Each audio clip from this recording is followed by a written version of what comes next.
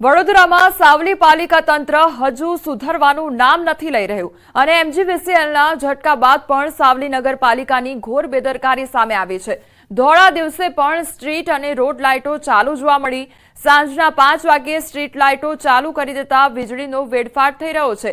એક તરફ વીજ બિલ ભરવામાં ઠાગાઠૈયા અને બીજી તરફ વીજળીનો વેડફાટ કરવામાં આવી રહ્યો છે। પ્રજાના નાણાંનો વેડફાટ થતા નગરજનોમાં ભારે ચર્ચા જાગી છે। મહત્વનું છે કે એમજીવીસીએલે બાકી વીજ બિલ ભરવા 1 અઠવાડિયાની મુદત આપી છે, છતાં પાલિકા તંત્ર સુધરતું નથી।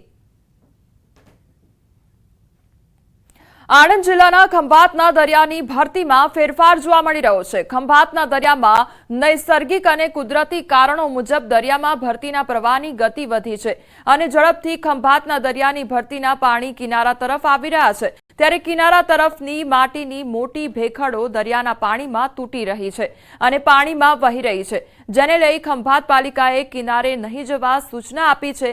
સાથે જ દરિયા કિનારે બોર્ડ પણ લગાવવામાં આવ્યા છે। તટરક્ષક દળના જવાનોને પણ તૈનાત કરવામાં આવ્યા છે। દરિયાની ભરતીમાં ફેરફાર અંગે ભૂસ્તર શાસ્ત્રીના પીએચડી ડીએસ મોદીએ જણાવ્યું છે કે અરબી સમુદ્રનો જે પ્રવાહ છે તેમજ હવા આવે છે તેને કારણે દરિયાકાંઠે ખવાણ અને ધોવાણની પ્રક્રિયામાં વધારો થયો છે।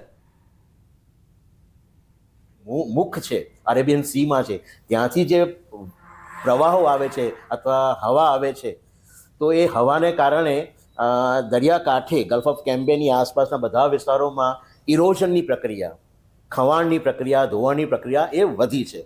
તો પહેલાં આ બંને પ્રક્રિયાઓ ડિપોઝિશન, નદીઓ દ્વારા લાવવામાં આવતું સેડિમેન્ટ્સનું ડિપોઝિશન થવું અને ઇરોઝન થવું એ બેલેન્સ હતું, પણ અત્યારે ખરેખર ઇમ્બેલેન્સ થઈ ગયું છે। તો ખંભાતના નગરના જે સહેલાણીઓ આવે છે એમની સાવચેતી અને સુરક્ષાના ભાગરૂપે અમે અહીં આગળ એ લોકોને સાઇનબોર્ડ લગાવ્યા છે, 3 સાઇનબોર્ડ લગાવ્યા છે અને એ લોકોને નીચે જવાની ના પણ પાડી છે અને સાગર તટરક્ષકોને અમે પણ એ લોકોને સૂચના આપેલી છે કે કોઈ પણ અહીં આગળ આવે એ લોકોને નીચે નહીં જવા દેવાના।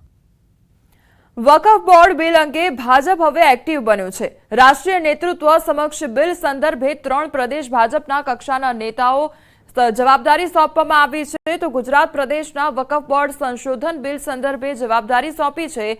પ્રદેશ ભાજપના 3 નેતાઓ પ્રદેશને જવાબદારી સોંપવામાં આવી છે અને મુસ્લિમ સમુદાયના 1 અને 2 હિન્દુ નેતાઓને જવાબદારી સોંપવામાં આવી છે।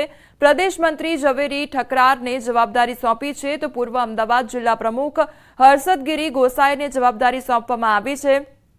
ભાજપના લઘુમતી મોરચાના અનવર હુસૈન શેખને પણ જવાબદારી સોંપવામાં આવી છે।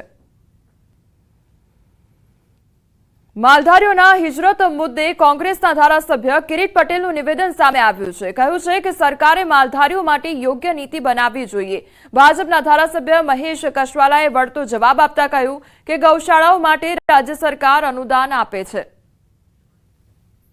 સરકાર આવા પશુપાલકો માટે કોઈ યોગ્ય આયોજન કરતી નથી અથવા કોઈ એક્શન પ્લાન બનાવતી નથી। સરકારે ભવિષ્યની અંદર આવા પશુપાલકો માટે કોઈ એક્શન પ્લાન બનાવવો જોઈએ અને એમના વિસ્તાર છોડવાની જરૂર ના પડે, એના માટે કોઈ એવી પોલિસી બનાવવી જોઈએ। માત્ર પશુ નહીં, પશુની સાથે લોકોએ પણ કરોડો લોકોએ તમારા શાસનમાં પાણી પોકારતા સ્થળાંતર કરવું પડ્યું। દર વર્ષે મોટા ભાગના ગામડાઓમાં નવા હવેડા બને છે, જૂના હવેડાઓનું મરામત પણ થાય છે અને પાણીના બોર અને પાણીની મોટર માટે એમને તાલુકાથી આગળ ન વધવું પડે એવું સુંદર આયોજન રાજ્યની સરકારે કર્યું છે।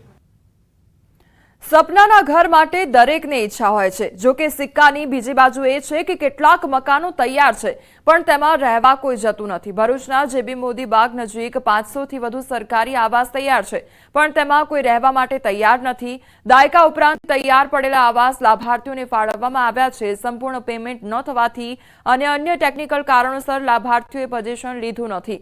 આજે સ્થિતિ એ છે કે લાખોના ખર્ચે તૈયાર સરકારી આવાસ જર્જરિત બન્યા છે, તેમજ રખરખાવના અભાવે ઘણા મકાનો તો હવે રહેવા લાયક પણ રહ્યા નથી। સ્થિતિ એવી છે કે તૈયાર મકાનો ઊભા છે પરંતુ તેમાં ગંદકીના ઢગલા છે તો વળી જે મકાનોમાં લાભાર્થીઓ રહે છે તે પણ પાણી ટપકવાની અને ગંદકીની સમસ્યા છે।